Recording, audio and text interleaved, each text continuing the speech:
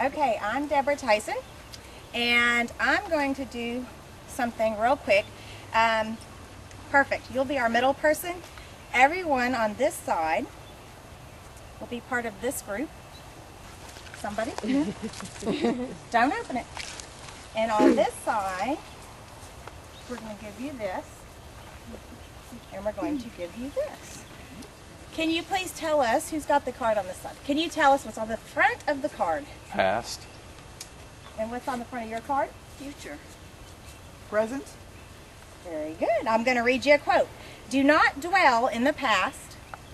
Do not dream of the future. Concentrate the mind on the present moment.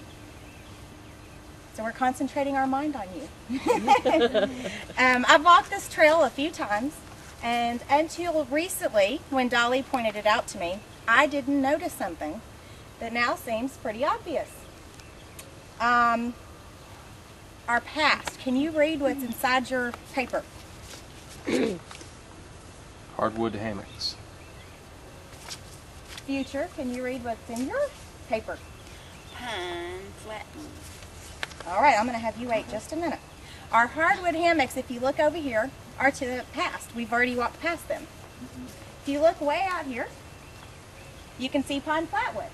That's our future. Present, tell us where we are right now. Ecotone. We are in an ecotone, which is a transition area between two habitats or two ecological zones. And if you notice, our yellow and blue make green. No. Had to throw that in there. If you're going to do it, do it in a way that can connect some other way. The elevation in the hardwood hammock area is just a little bit higher because, of course, we're in Florida. There's not a huge change. The pine flatwood, the elevation's going to be just a little bit lower. The trees in the hardwood hammocks are going to be your broadleaf trees, your maples, your oaks, and the wood in those trees is harder. The wood of the pines and the pine flatwoods is known as a softer wood. The cover, if you look out into the hardwood hammocks, you're going to see a lot of cover, a lot of shade. That made that, historically, especially for Native Americans, a great place to set up camp or a great place to live. There's a lot of cover, and you can imagine when it gets really hot in Florida, that shade would feel really, really good.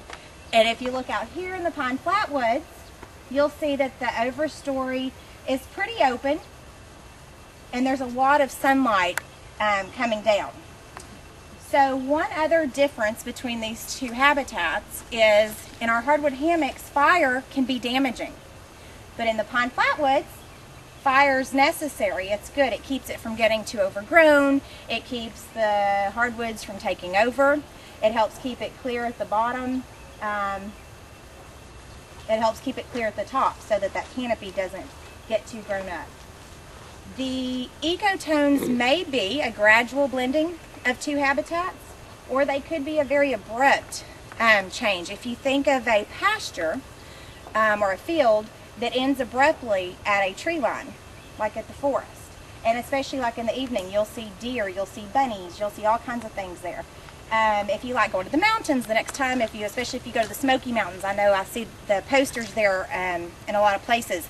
As you go up the mountain, you go through different habitats or ecological zones. So what's at the bottom of the mountain is going to be very different than what's at the top of the mountain. And I think there, you could go through several, maybe 6 or 8 even different ecological zones as you go up. And where each of those meets is an ecotone. So one cool thing is you're going to get species from both one part of one of the habitats and the other. And then you're going to get ones that only live in the ecotone. So you're going to get a lot of diversity, and it's going to be a very interesting place if you just stop to look around and enjoy it. So I'm going to leave you with this. The next time you're moving from one habitat to another, whether it's in a kayak on the river, walking on a trail, climbing a mountain, driving your car, remember this: concentrate the mind on the present moment and enjoy the ecotone. Thank you.